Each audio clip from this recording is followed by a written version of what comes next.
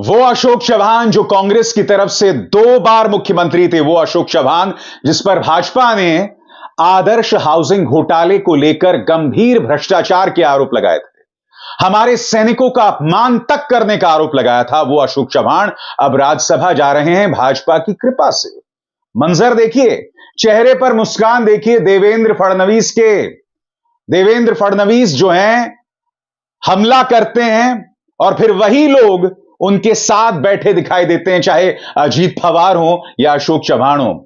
माहौल कितना खुशनुमा है, कितना परिवार नुमा है, इसकी झलक देखिए साहब। अध्यक्ष श्रीमान बावनकुळेजी, मुंबई काँग्रेसचे अध्यक्ष आमचे मुंबई भाजपचे सवयीचा परिणाम आहे। 50 वर्षाची सवय आहे। 50 वर्षाची सवय असल्यामुळे मुंबई भाजपाचे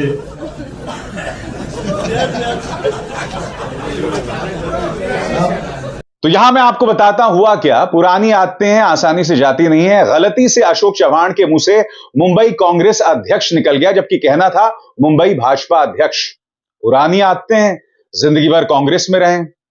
मगर मुद्दा क्या है मैं आपको बताता हूं। देवेंद्र फडणवीस से लेकर प्रधानमंत्री सबने आदर्श हाउसिंग घोटाले को लेकर अशोक चव्हाण पर हमला किया था। 2014 के जब चुनाव हुए थे दोस्तों, तो आदर्श हाउसिंग घोटाला महाराष्ट्र में एक बहुत बड़ा मुद्दा था और कटघरे में थे अशोक चव्हाण। फिर 2019 में भी इसका जिक्र प्रधानमंत्री नरेंद्र मोदी ने अपनी रैलियों में किया था। बात यहां नहीं रुकती। अभी हाल ही में यूपीए सरकार के 10 साल पर भाजपा सरकार ने एक व्हाइट पेपर जारी किया था। क्या आप जानते हैं उसमें भी आदर्श हाउसिंग घोटाले का जिक्र था। समानांतर तौर पर एजेंसीज अशोक चव्हाण पर निशाना साध रही थीं। अब अशोक चव्हाण कांग्रेस को छोड़कर जाकर बैठ गए भाजपा की गोद में। क्या भ्रष्टाचार को लेकर भारतीय जनता पार्टी देश की जनता को मूर्ख बनाना छोड़ेगी? मैं याद दिलाना चाहूंगा प्रधानमंत्री कि 2019 की एक लोकसभा रैली में आपने क्या कहा था अशोक चव्हाण के बारे में, सुनते हैं। यहां महाराष्ट्र में इन लोगों ने किस तरह एक आदर्श सोसाइटी बनाने की कोशिश की थी, शहीदों के परिवार को धोखा दिया था। इससे तो नांदेड़ और पूरा भारत भली भांति परिचित है। इस तरह के घोटालों पर नजर रखने के लिए ही हमारी सरकार ने रेरा कानून बनाया है। जी हां, सैनिकों का अपमान, इसे एक संवेदनशील मुद्दा बनाया था। जिस अजीत पवार के बारे में देवेंद्र फडणवीस ये कहते हैं कि अगर हम सत्ता में आ गए तो वो चक्की पीसेंगे, एन पीसेंगे, वही अजीत पवार आज आपके साथ डेप्यूटी चीफ मिनिस्टर हैं। शर्म की बात यह है कि जब यहां पर अशोक चव्हाण जो हैं भाजपा में शामिल हो रहे थे, तब किसी भी पत्रकार ने यह पूछने की हिम्मत तक नहीं की कि आदर्श हाउसिंग घोटाले को लेकर आप जो लगातार हमला कर रहे थे, वही व्यक्ति आपके साथ बैठा हुआ है। क्या पत्रकारों की रीढ़ नहीं है? क्या पत्रकार यह आसान सा सवाल नहीं पूछ सकते थे? या डर है कि अगर यह सवाल पूछोगे तो नौकरी चली जाएगी? मैं आपको याद दिलाना चाहूंगा प्रधानमंत्री, आपने क्या कहा था। अशोक चव्हाण जो लोगों के मकान चोरी कर गए, क्या वो आपके चौकीदार बनेंगे? आपने तो अशोक चव्हाण को चोर तक बता दिया था। सैनिकों का अपमान, भ्रष्टाचार, क्या क्या नहीं कहा था आपने। आज वो व्यक्ति आपकी पार्टी में चला गया और आप कुछ नहीं कह रहे हैं। यानी कि वो जो तमाम नारे थे भ्रष्टाचार को लेकर, आप जो कहते हैं मोदी की गारंटी, वो कोरा ढकोसला है और इसके अलावा कुछ नहीं। क्योंकि आपको इस बात पर गौर करना पड़ेगा कि अशोक चव्हाण के अलावा अजीत पवार उनके साथ हैं, छगन भुजबल साथ में, नारायण राणे साथ में, और इन सब पर भ्रष्टाचार के गंभीर आरोप थे। इनमें से कुछ जेल भी गए थे और आज वो भाजपा की गोद में है। अगर आपको अपनी जान बचाना है तो उनकी गोद में बैठ जाइए, वरना जेल में सड़ते रहिए। ये भाजपा कर रही है और इसके जरिए वो समझौता कर रही है उस प्लैंक के साथ जिसके जरिए देश की जनता में उसमें अपनी जगह बनाई थी। चलिए वो छोड़ दीजिए, आप अबू धाबी गए, कतर गए, यहां पर आप शेखों के गले मिल रहे हैं, वहां मंदिर का उद्घाटन हुआ, प्रधानमंत्री आपने यह तक कहा, आपने धार्मिक भाईचारे की बात की। आप विदेशी जमीन पर जाते हैं और आप महात्मा गांधी के सामने सिर झुकाते हैं, और आप जानते हैं किस व्यक्ति को ये लोग राज्यसभा भेजने की तैयारी कर रहे हैं? अजीत घोपचड़े। अब आप कहेंगे कौन है अजीत घोपचड़े? अजीत घोपचड़े वो व्यक्ति है जो 1992 6 दिसंबर जब बाबरी को ढहाया गया था, यह व्यक्ति कार सेवक था। बात यहां नहीं रुकती, खुद भाजपा के कई समर्थक इस तस्वीर को वायरल कर रहे हैं, और इस तस्वीर में जैसा कि जिस व्यक्ति को आप देख रहे हैं रेड सर्कल में, यह व्यक्ति अजीत घोपचड़े है।